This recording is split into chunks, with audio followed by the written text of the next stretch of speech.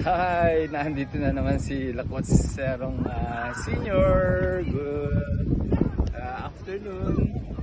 So, itong place na to, this is called Liberty State Park. Liberty State Park ay nasa side ng New Jersey. And on my left ay yung Hudson River at saka yung skyline ng Manhattan, no? Manhattan yung New York side.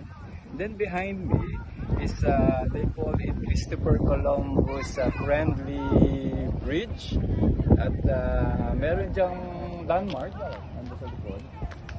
Yung makikita natin parang sail ng ship.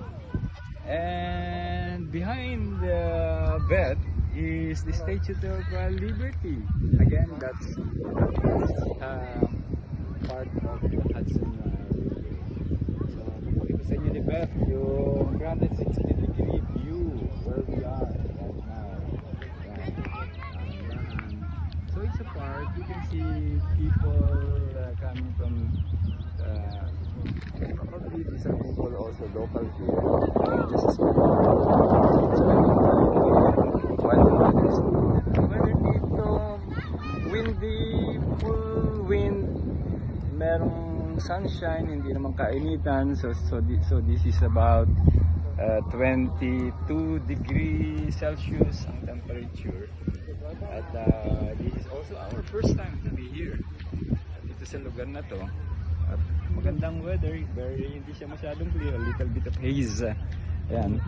So, yung tall building na yan, na parang makintab, shining yung surface niya na medyo a little bit a prostome of a pyramid or something like that.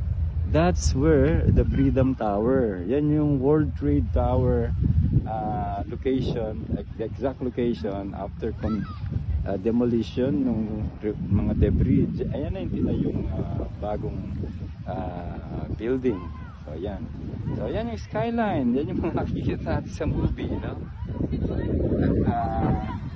So somewhere behind is building na yan. Siguro yung location naman ng tinatawag na Empire State Building. At saka ayan yung distance, pwede siya i-focus din. Ayun yung Statue of Liberty. Somewhere dyan, yung tinatawag na Ellis Park. Diyan nagre-register yung mga dating migrants na long time ago.